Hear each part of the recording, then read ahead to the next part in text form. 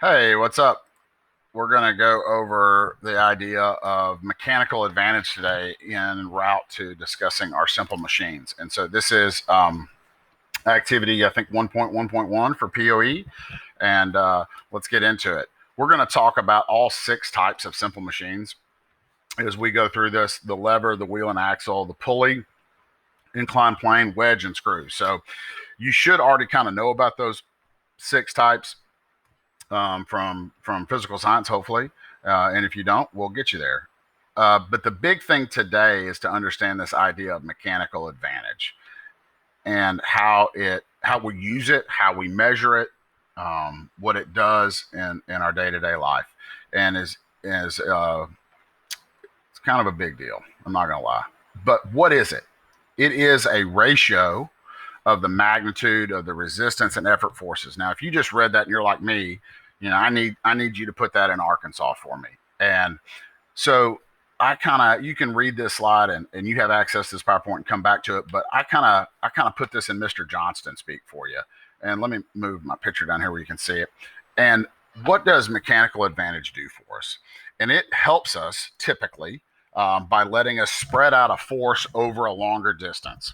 And it's not magic. The thing to remember is the same amount of work is being done, uh, but our distance and our force are inversely proportionate. So if one goes up, the other one goes down. If the other one goes up, the other one goes down. So that's the idea behind that. So we're just making a trade-off, and so we can look at that here. Let me kind of move my picture over here, maybe, and we have this great example here of an incline uh, plane, or some people might call it a wedge. The thing about this, if I'm lifting a box into the back of a truck, and let's say it's a pretty heavy box, I have to put in a pretty good force to lift that, right? But if I could use a ramp to push the box up into the back of the truck, then it would take less force. But what did I do? I increased the distance that box had to travel. So that's the deal. It's not magic. If I'm making it easier, I'm increasing the distance. I'm still doing the same amount of work. I'm just increasing. And also, you need to remember there's no unit for mechanical advantage. And as we start working through some of that stuff, so let me move this guy back up here. Well, maybe down here. All right. So um, in this particular example, it says our effort force magnitude, and magnitude, remember, just means how much, is 4 times less than the magnitude of the resistance force. And what that's telling us is that we've increased our distance by 4 times. So we've gone to a ramp that has 4 times distance than what we were doing before. And so, if it took 100 pounds before, now it only takes 25 pounds of force to push the box up the ramp. And the thing that we need to remember is that the work is always the same. And work is going to be force times distance.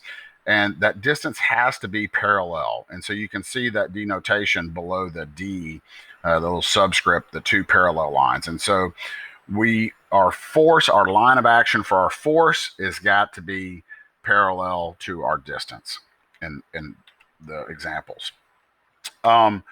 The thing we want to remember about mechanical advantage is that 1 is the magic number. And so you want to write this down and highlight it with your glitter pen or whatever you're using.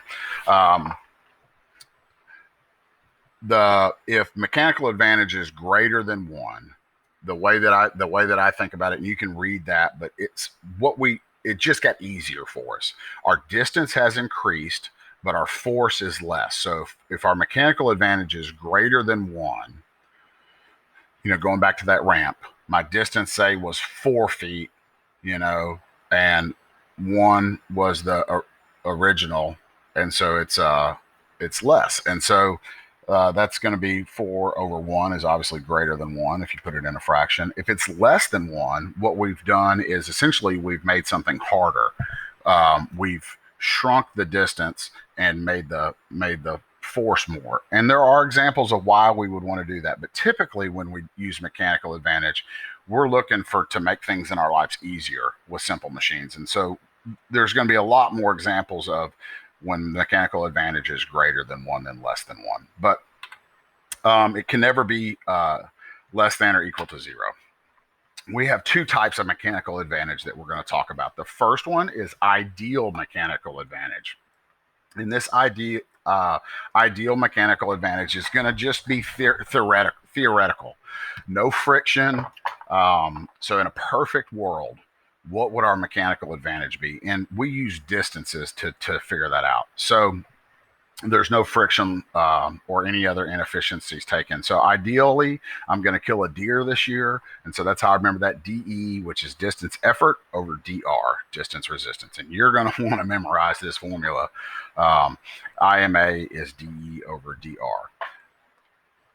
The next kind of mechanical advantage we have is actual mechanical advantage. And so to get actual mechanical advantage, we actually have to measure it.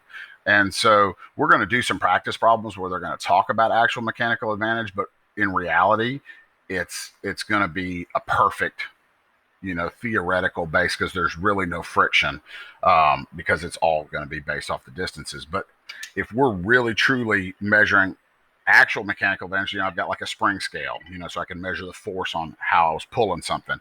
You would actually have to measure it. So you need to remember that as we talk about actual mechanical advantage, that it deals with forces. And the way that I remember that is actual mechanical advantage is not free, which is FR over FE, force resistance over force effort. So when we do some practice problems, what we're going to do is we're going to set AMA and IMA equal to each other, because when we're doing practice problems, we're just talking about in a perfect world. We're not really measuring any real forces. And so we can set those two things equal to each other. In a lot of these problems, you're going to be given 3 and you're going to have to solve for the 4th unknown. And so it's just going to be basic cross multiplication, nothing too crazy. In real life, AMA is not equal to IMA. In real life, AMA is always going to be less than IMA because of friction. But when we're doing some practice problems, we're going to set those things equal to each other. So it's important for you to understand that, because it's gonna be a little bit confusing because it's going to talk about ideal force. And what we're saying is, hey, what would the force be if there wasn't any friction? So we have a couple things that said, hey, can we think of a machine that has a mechanical advantage greater than 1? The example they give us is the windmill. So it's got a big lever arm, and so the force of the wind that blows that gets multiplied in creating electricity.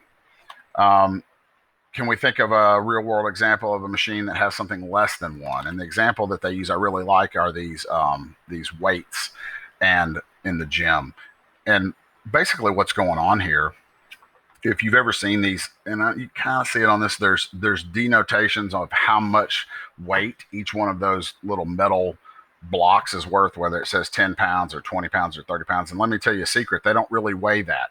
But what we're doing is, if you thought about it, if I really had all those things that weigh 10, 20, maybe there's 200 pounds worth of weight on that machine. Well, it's going to cost more to ship it.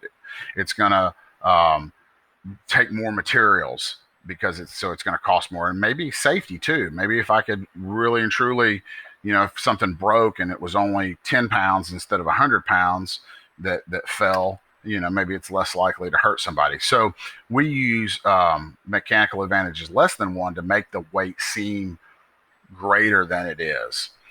So that's what's going on with these machines. We're going to get into levers real quick, and this will be the last thing that we kind of go over on this video. And I want to introduce you to the 3 types of levers. The first one is the first class lever. And this is the one you guys know as a seesaw, or teeter-totter. I tried to put those 2 words together. And the identification on this one is that the fulcrum is always between the effort and the resistance. And so they're super easy. Of the 3, it's the easiest one to identify. It's also the Swiss Army knife of levers, because its mechanical advantage can be greater than, less than, or equal to 1. So it can do it all. It's the multi-purpose lever. The thing when we're measuring these distances is you need to remember we always measure from the fulcrum. Write that down, underline it, highlight it, circle it. always measure from the fulcrum. So in this case, if I was measuring this distance resistance, I would measure from the fulcrum to here, and the distance effort would be from the fulcrum to here. Here is an example a picture I pulled off of the internet. And notice I just decided which one was going to be the resistance and which one was going to be the effort. And I made the little girl the effort. I really couldn't find a picture like of a box and a person. So typically if I had a person, that would be the input, and they were lifting a box or something, that would be the resistance force. But in this case, I just made one of them the effort and one of them resistance. And then you can see we measure. And if you don't know, the triangle is the symbol for the fulcrum. The next one is the second class lever. The thing to remember about this one is that the mechanical advantage is always greater than one. So we're always making work easier for ourselves when we use a second class lever. The deal you need to remember on this one is that the resistance is always going to be between the fulcrum and the effort. And we always, once again, want to remember to measure from the fulcrum to the effort or to the distance. Always measure to the fulcrum. So in this one, let's say, you'd measure from here to the blue arrow, which would be the resistance. Let's call that 1 foot. And then if I measured from the fulcrum to the green arrow, let's call that 2 feet. It looks about twice as long. So don't measure just from, one force to another force. Okay, that's the cardinal sin. Always measure from where the force is applied to the fulcrum, and you'll always get the right answer, assuming you put it in the calculator correctly. The third class lever is the exact opposite of the second class lever. This time our effort is always going to be between our resistance and our fulcrum. And this one's always going to have a mechanical advantage less than 1. And so that's the deal to remember on this one. And that is your levers. And we'll get into the rest of it later. But I hope for now that helps.